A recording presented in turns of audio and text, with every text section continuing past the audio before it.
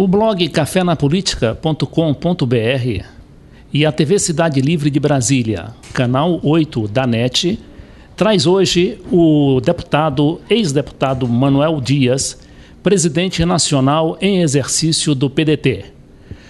O Manuel Dias, ele foi deputado estadual, cassado, ainda antes de 64, né, Maneco? Não, depois de 64.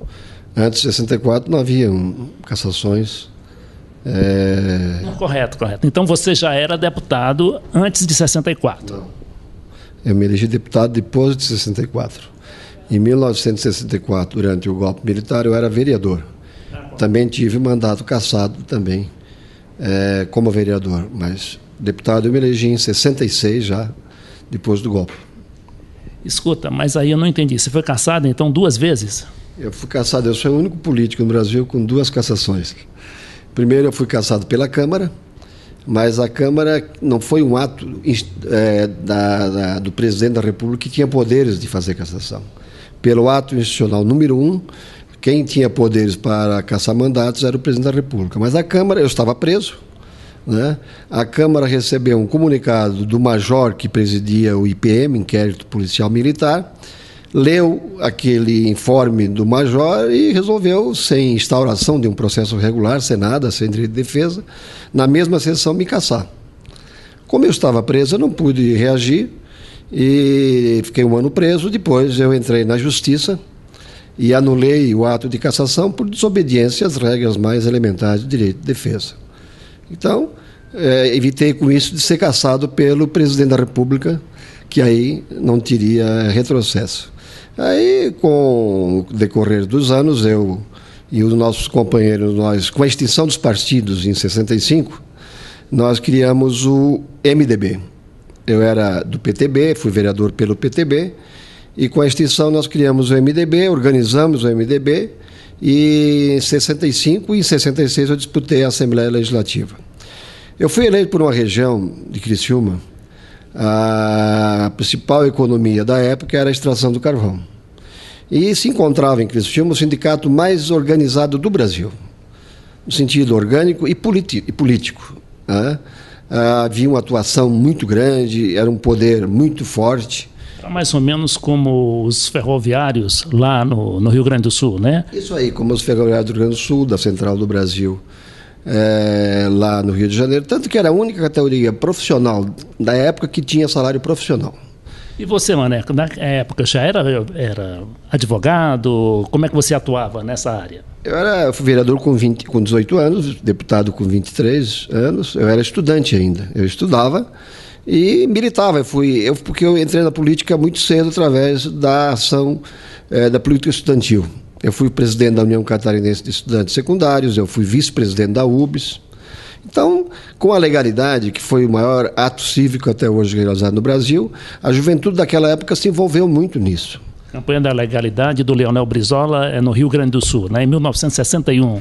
61, com a renúncia do presidente Jânio Quadros, os militares deram um golpe e declararam vaga à presidência da República para que o presidente João Goulart não assumisse, deram posse ao presidente do Senado, que era na época da Câmara, que era o Ranieri Mazzilli, e o Brizola, reagindo a esse golpe, declarou a campanha da legalidade. E através de uma rádio, ele mobilizou o país inteiro, comoveu a nação pela legalidade. E a legalidade representava o quê? A posse do presidente João Goulart. E você aí nessa subversão toda? E nós todos, a juventude da época, muito politizada, e as tropas do Rio Grande do Sul, do Terceiro Exército, vieram até Criciúma, porque as tropas que defendiam os militares estavam sediadas em Florianópolis, que era a sede, na época, da maior autoridade militar do sul do país, que era o comandante do 5º Distrito Naval. Então, o confronto se daria ali pelo Morro dos Cavalos, ali entre Florianópolis e Criciúma, né? Então, a Criciúma ferveu, quer dizer, tornou-se um ponto de efervescência política, porque as tropas estavam ali sediadas. E nós, na época, todos motivados por essa causa maior, que é da legalidade, todos nós nos enganjamos. Então, aí, a partir daí, com a posse do presidente João Goulart, com todos os atos subsequentes, nós participamos mais ativamente. Então, eu fui para a política partidária, me elegi vereador, depois me elegi deputado, mas me elegi deputado numa época muito difícil, porque ninguém queria ser candidato. No auge da repressão, da ditadura, quem queria ser candidato? Então, eu vou. Né? Eu fui, me elegi, e em 79, quando foi baixado o ato institucional número 5... Foi quando fecharam o Congresso Nacional? 68, fecharam de novo o Congresso Nacional, naquele discurso dado aqui na Câmara pelo deputado do Rio de Janeiro, protestando contra os militares. O presidente da República, que na época que era o Costa e Silva, estava muito doente. No dia 23 de dezembro, eu creio, se reuniram lá no Palácio Laranjeiras, os 3 ministros militares, e baixaram o ato institucional, que foi realmente o ato e o momento mais difícil do golpe militar, porque até 68, até 69, nos prenderam, não tinha atos de tortura, ninguém foi maltratado fisicamente, não houve tortura física, mas a partir do ato institucional número 5, aí se implantaram em todos os estados brasileiros as campanhas, a Barriga Verde, cada estado tinha um nome. E a partir daí é que houve uma repressão violenta. E eu fui cassado exatamente no dia 13 de março de 69, por um ato do triunvirato aí dos militares que estavam de plantão no poder. Correto. Nós estamos entrevistando o ex-deputado Manuel Dias, de Santa Catarina, que hoje preside a Executiva Nacional do PDT.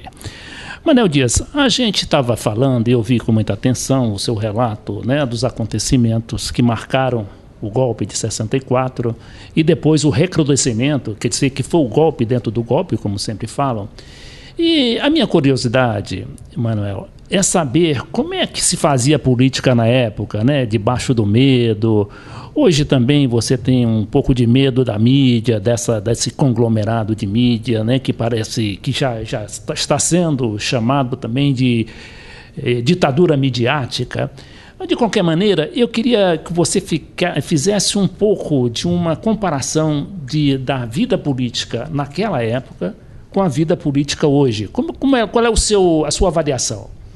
É totalmente diferente, né? Até 64 havia um movimento muito grande de efervescência política, dos movimentos, havia uma total liberdade de expressão, né? Os sindicatos, associações, enfim, tanto de esquerda quanto de direita. A direita tinha total liberdade e pregava o golpe abertamente, né?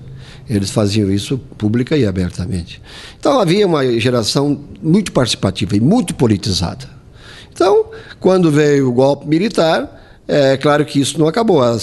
Alguns fizeram o caminho da clandestinidade, foram para a guerrilha, vários movimentos tentaram se organizar no Brasil para combater o golpe através das armas, e outros fizeram a opção de manter na legalidade, e aí o caminho era o bipartidarismo, Arena e MDB.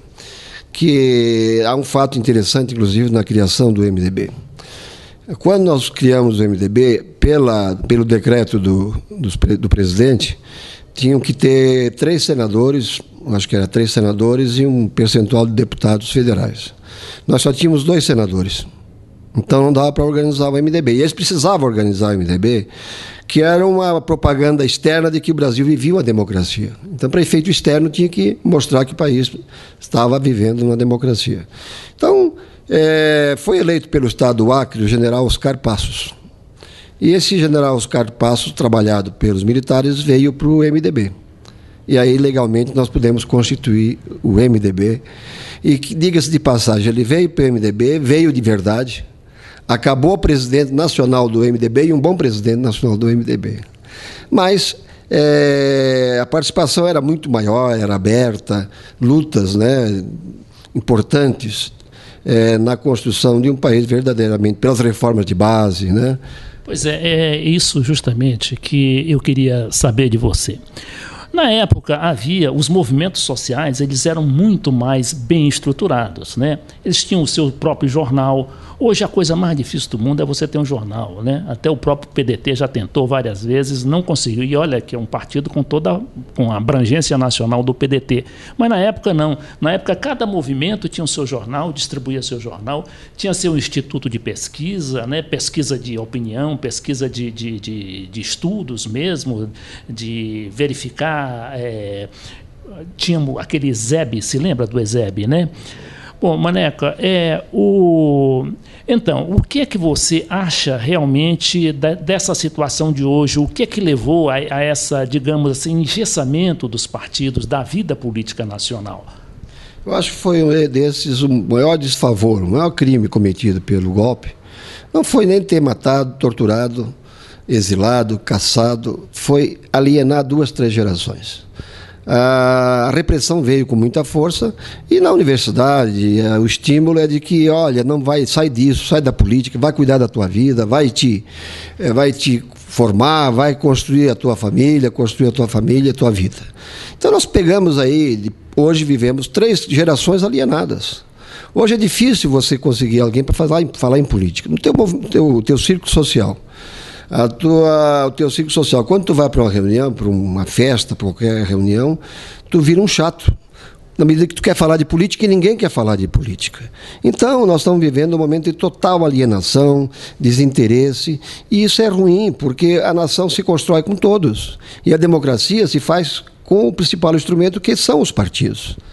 Manuel Dias, você estava, então, falando sobre a vida política de antes de 64 e um pouquinho depois de 64, quando a ditadura ainda não tinha se instaurado de vez, e a época de agora. O que é que você acha que está faltando para que a política no Brasil se energize mais, né? As pessoas participem mais? Apesar de todos esses movimentos sociais que a imprensa, de uma maneira geral, qualifica como quase que subversivos, quase que contra a ordem, quase que contra a lei. Eu acho que exatamente é o que hoje nós estamos presenciando. Essa alienação, esse alinhamento total de todos para a vida política, e principalmente partidária no Brasil, é que está impedindo de se avançar muita coisa. O grande problema hoje, eu acho que o nosso partido, especialmente, que é um partido que tem ideias, tem propostas, nós somos partido de esquerda, ele tem que construir, primeiro, quadros capacitados política e ideologicamente para o exercício do mandato partidário, do mandato parlamentar, do mandato do executivo. A grande tarefa, eu acho, hoje, de todos os partidos, e no nosso caso especificamente, é investir na formação de quadros, através da organização partidária, com a criação de núcleos de base. Nós criamos a Universidade Leonel Brizola, que tem como objetivo básico a formação política. E nós vamos implementar cada vez mais isso, vamos ampliar.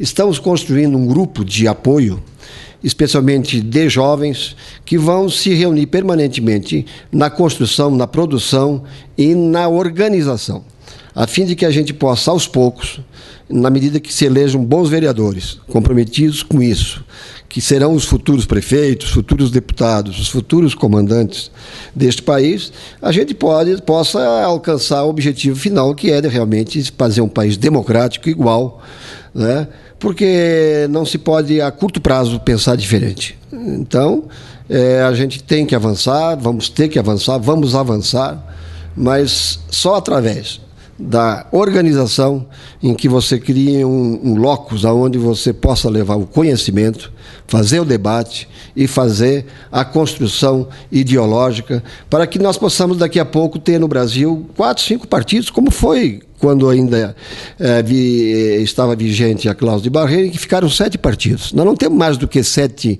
tendências nacionais.